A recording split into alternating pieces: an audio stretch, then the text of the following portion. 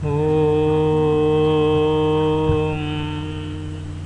अचिन्त्याव्यक्तरूपाय निर्गुणाय गुणात्मने समस्तजगदाधारमूर्तये ब्रह्मणे नमः। आज हम पढ़ने जा रहे हैं गोल परिभाषा विषय के स्पष्ट परिधि और मध्यम परिधि के विषय में। यह स्पष्ट परिधि क्या है और मध्यम परिधि क्या है। तो सूर्य सिद्धांत के कुछ श्लोक भी हमको यहाँ पे समझाया जाता है, क्योंकि स्पष्ट मध्यम भूपरिधि का साधन वही सूर्य सिद्धांत के मध्यमाधिकार में कहा गया है। योजनानि शतान्यष्टौ भूकर्णो द्विगुणानि तु तद्वर्गतो दशगुणात् पदम भूपरिधिर भवेत्। जो भूकर्ण होता है, योजनानि शतानि अष्टौ अष्टशत योजनानि द्विगुणानि इत्युक्ते 800 योजन को 2 से गुणा करेंगे तो 1600 योजन होगा, और वही 1600 योजन मध्यम भूपरिधि का कर्ण का मान है। तो उसको 10 से गुणा करके योजनानि शतान्यष्टौ भूकर्णो द्विगुणानि तु, भूकर्ण उसको कहा जाएगा 1600 योजन को, तद वर्गतो दशगुणात् पदम, मतलब 1600 का वर्ग उसको 10 से गुणा करेंगे, उसका होल रूट ऊपर लेंगे तो जो मान आएगा 5060 योजनात्मक मान क्या होता है, मध्यम भूपरिधि का मान।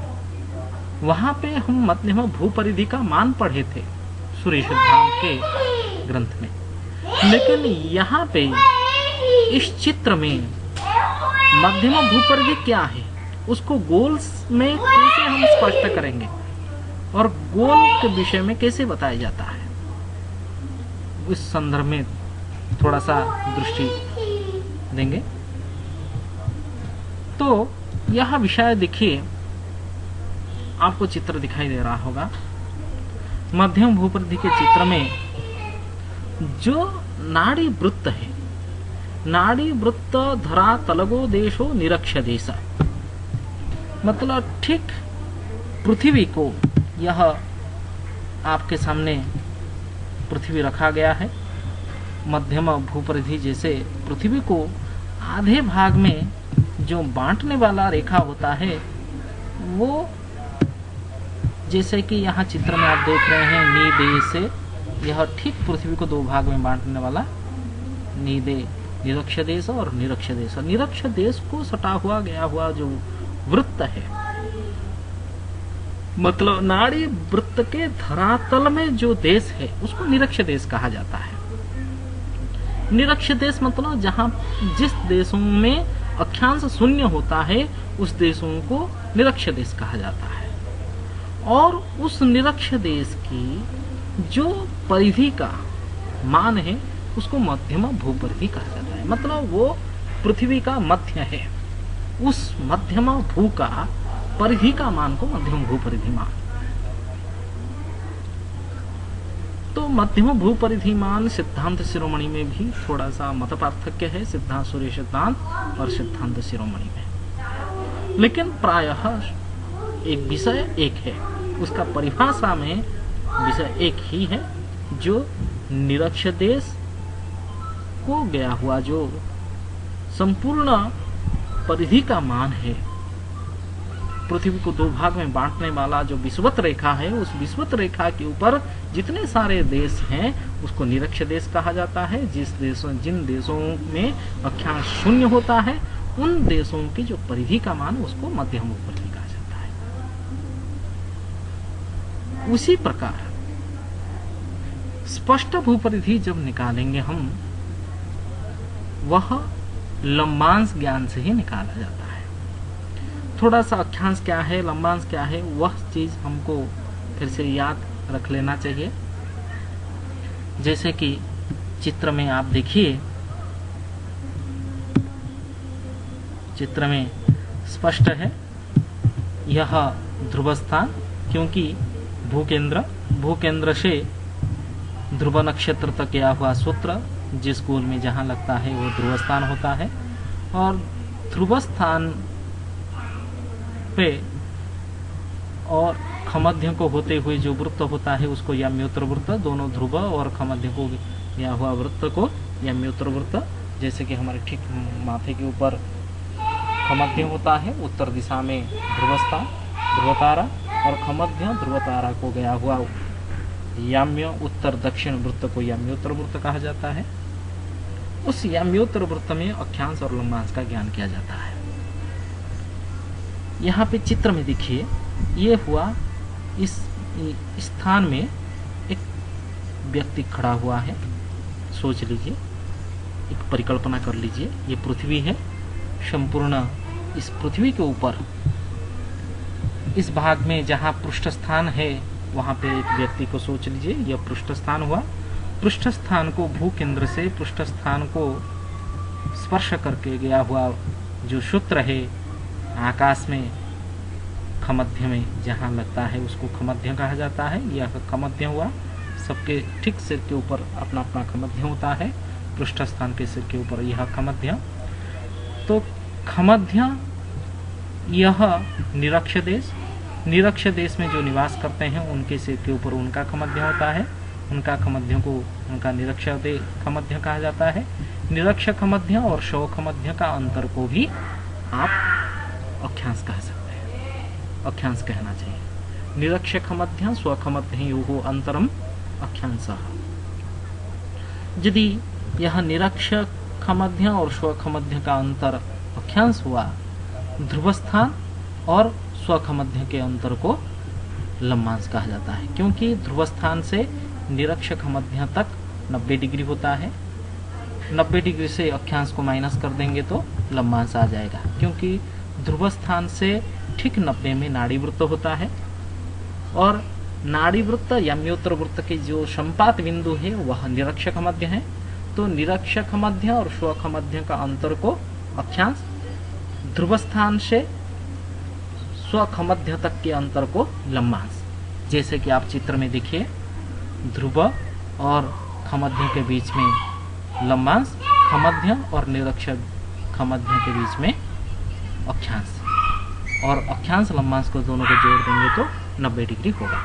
यह परिभाषा हमेशा याद रखना है। तो इसमें यह विषय व्याख्या में भी लिखा गया है। ध्रुव मतलब ध्रुवस्थान, सु मतलब सुमेरु, क्योंकि कु मतलब कुमेरु, नी दे मतलब निरक्ष देश, नी दे म प ये जो मध्यम भूपरिधिमान है, यहाँ पे मध्यम भूपरिधिमान चित्र में दर्शाया गया है। और के जो है मध्यम भूपरिधि का केंद्र है। पुरु पृष्ठ स्थान हो गया, पृष्ठ स्थान मतलब स्वदेश। अनयोः स्वदेश निरक्ष देशयोः अंतरम पुरु नी दे बा ख नी ख, ये पृष्ठ स्थान और निरक्ष देश, यह अंतर जितना होगा और खमध्य और निरक्षक मध्य का भी अंतर उतना ही होगा, उसको अक्षांश कहा जाएगा। अक्षांश की परिभाषा आप लोगों को याद रख लेना है। खमध्य निरक्षक मध्ययोः अंतरम अक्षांशः याम्योत्तर वृत्ते। और लंबांश का परिभाषा याद रख लेना है। ध्रुवस्थान स्वखमध्ययोः अंतरम याम्योत्तर वृत्ते लंबांशः। ध्रुवस्थान स्वखमध्ययोः अंतरम याम्योत्तर वृत्ते लंबांशः। आप लोगों को अक्षांश और लंबांश के विषय में और एक स्पष्ट रूप से समझ लेना है। यह हमारी जो क्षितिज होता है, ठीक आकाश और पृथ्वी हमारी चारों ओर जहाँ जहाँ सटा हुआ दिखाई दे वह हमारा क्षितिज है। और उत्तर दिशा में हमारा जो क्षितिज है, आकाश और पृथ्वी जहाँ सटा हुआ दिखाई देता है, वहाँ से ध्रुव तारा जितना ऊपर उठा हुआ दिखाई आपको दे उतना ही अक्षांश कहा जाता है। ध्रुवोन्नतिरेव अक्षांशः। स्व क्षितिज से ध्रुव ताराओं की ऊंचाई को अक्षांश कहा जाता है। तो ध्रुवस्थान ध्रुव उन्नति क्षितिजात ध्रुव उन्नतिरेव अक्षांश। क्षितिज में समस्थान होता है और ध्रुवस्थान समस्थान के अंतर को भी अक्षांश कहा जाता है। समस्थान ध्रुवस्थानयोः अंतरम अक्षांशः, स्वखमध्य निरक्षक मध्ययोः अंतरम भी अक्षांशः। यह परिभाषा याद रख लेना है। तो ध्रुव नी दे, ध्रुव से नी दे निखप तक व निरक्ष देश तक, जो सुमेरु से आप यह चित्र देखिए, सुमेरु से निरक्ष देश तक 90 डिग्री होगा 90 से अक्षांश को घटा देंगे तो लंबांश हो जाएगा। यह भी यहाँ पे लिखा गया है, उसको स्पष्ट रूप से समझ लेना है। मेरु गर्भात लंबांश योजनैः कृतं वृत्तं स्पष्ट भूपरिधिः भवति। यहाँ पे आ गया विषय। मेरु गर्भात, मेरु मतलब सुमेरु। आप देखिए चित्र में, हम तो उत्तर दिशा में हैं इसीलिए सुमेरु की बात करते हैं। सुमेरु का केंद्र मान लीजिए, यह हमारी लंबांश हो गया। सुमेरु से लेके पृष्ठ स्थान तक आपका क्या हो गया, लंबांश हो गया। यहाँ पे भी ध्रुव स्थान से लेके खमध्य तक क्या हो गया, अंतर अक्षांश। मतलब यह इस चाप का मान भी लंबांश होगा और सुमेरु से लेके पृष्ठ स्थान का अंतर भी लंबांश होगा। याद रख लेना है, सुमेरु से पृष्ठ स्थान का अंतर लंबांश और ध्रुव स्थान से लेके स्वख मध्य का अंतर भी लंबांश होगा। क्योंकि यह जो कोण है, यह कोण का मान भी क्या होगा, लंबांश परिमाण होगा। कोण का सम्मुख नहीं चाप, जितने सारे चाप काटेंगे वो सारे समान समान होते हैं, उनका मान ही समान होगा। परिभाषा क्या हुआ, मेरु स्थान, मेरु से उसको केंद्र मान लीजिए। मेरु से लंबांश को व्यासार्ध मानते हुए जो हम वृत्त बनाएंगे वह क्या होगा, स्पष्ट भूपरिधि होगा। मतलब आपने लंबांश के अनुसार अपना परिधि का मान मिलता है, अपने देश का परिधि का मान मिलता है। हमारा लंबांश जितना होगा, सोच लीजिए लंबांश आपका अक्षांश हो गया 20 डिग्री, तभी लंबांश हो जाएगा 90 से 20 जाएगा तो 70। तो लंबांश 70 डिग्री के हिसाब से सुमेरु को केंद्र मानते हुए 70 डिग्री में जो हम चाप लेंगे वह क्या होगा, स्पष्ट भूपरिधि होगा। जैसे कि आप चित्र में देख रहे हैं, यह स्पष्ट भूपरिधि का मान आपको चित्र में दिखाई दे रहा होगा, नहीं? चित्र में थोड़ा सा स्पष्ट रूप से प्रू से लेके स्प और न र, यह जो चाप गया हुआ है इसको स्पष्ट भूपरिधि मान लीजिए। और इसी तरह मध्यम भूपरिधि जो है वो सुमेरु से 90 में सुमेरु को केंद्र मानते हुए 90 व्यासार्ध में जो चाप लिया जाएगा वह क्या होगा, मध्यम भूपरिधि। सुमेरु से लंबांश चाप के व्यासार्ध में क्या होगी, मध्यम भूपरिधि।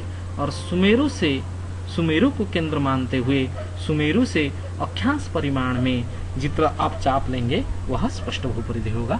यह स्पष्ट हो गया, तो चित्र में भी स्पष्ट हुआ, व्याख्या में भी वही लिखा गया है। आपको यह विषय ध्यान से ही समझ लेना चाहिए। देखिए, अक्षांश और लंबांश जो है, मेरु गर्भात लंबांश योजनैः कृतं वृत्तं स्पष्ट भूपरिधिर् भवति। अतः सुस्पृ लंबांश योजनैः कृतं वृत्तं पुरुस्पर स्पष्ट भूपरिधि, यह स्पष्ट हुआ। हमेशा मध्यम भूपरिधि और स्पष्ट भूपरिधि में थोड़ा सा कंफ्यूजन रहता है। मध्यम भूपरिधि क्या है, स्पष्ट भूपरिधि क्या है, तो यह विषय जब पढ़ते वक्त हमेशा ध्यान रखना है, क्योंकि चित्र आपके लिए स्पष्ट है। हमेशा चित्र में स्पष्ट किया जा सकता है। निरक्ष देश क्या है, जहाँ पे जिस देश में अक्षांश शून्य होता है वह निरक्ष देश है। और हम साक्ष्य देश में रहते हैं, क्योंकि यह जो पृष्ठ स्थान है यहाँ पे अक्षांश कुछ ना कुछ होगा। निरक्ष देश से ये पृष्ठ स्थान की दूरी को अक्षांश कहा जा रहा है। यहाँ पे खमध्य होता है, खमध्य और निरक्ष खमध्य के अंतर को भी अक्षांश, और पृष्ठ स्थान और निरक्ष देश के भी अंतर को अक्षांश, वही मान आ जाएगा। और सुमेरु से पृष्ठ स्थान के अंतर को लंबांश, उसी तरह ध्रुव स्थान और खमध्य का अंतर को लंबांश। तो सुमेरु को केंद्र मानते हुए लंबांश चाप के व्यासार्ध में जो वृत्त बनाएंगे उसको स्पष्ट भूपरिधि कहा जाएगा। उसी तरह ध्रुव स्थान से अक्षांश लंबांश व्यासार्धेन कृतं वृत्तम अपि स्पष्ट भूपरिधि भवति। यह भी बन सकता है, लेकिन इसको इस तरह नहीं समझना चाहिए। सुमेरु से लंबांश योजनैः कृतं, सुमेरुतः लंबांश योजनैः कृतं वृत्तं स्पष्ट भूपरिधिर् भवति इति स्पष्ट इति अलम। आगे विषय हम आगे पढ़ेंगे। आज इतना ही। कभी कभी क्या होता है विषय